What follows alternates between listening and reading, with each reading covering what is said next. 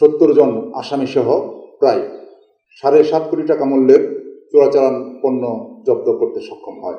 এর মধ্যে রয়েছে বিদেশি মদ, ফেন্সিডিল, গাঁজা, ইয়াবা। গত ডিসেম্বর মাসে বিভিন্ন আভিযানিক কার্যক্রমের মাধ্যমে 70 জন আসামি সহ প্রায় 7.5 কোটি টাকা মূল্যের চোরাচালান পণ্য জব্দ করতে সক্ষম হয়।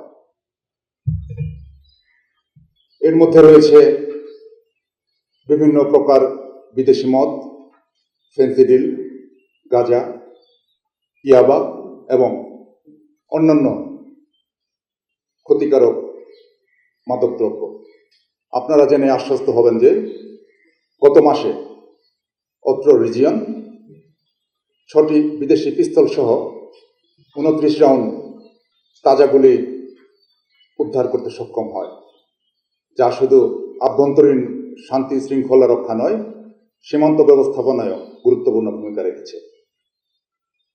অত্র রিজিয়ন জাল টাকার প্রবাহ রোধ এবং মানব পাচার রোধে বদ্ধপরিকর।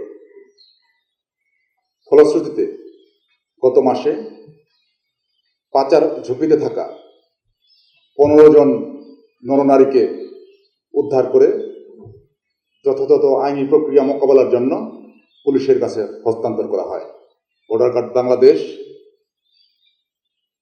তথা রংপুর রিজিয়ন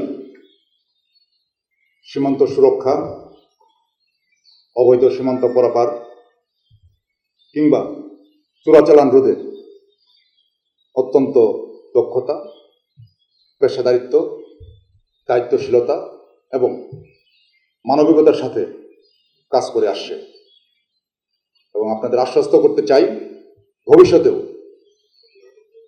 বিজিবি রংপুর রিজিয়নের এই কার্যক্রম অব্যাহত থাকবে।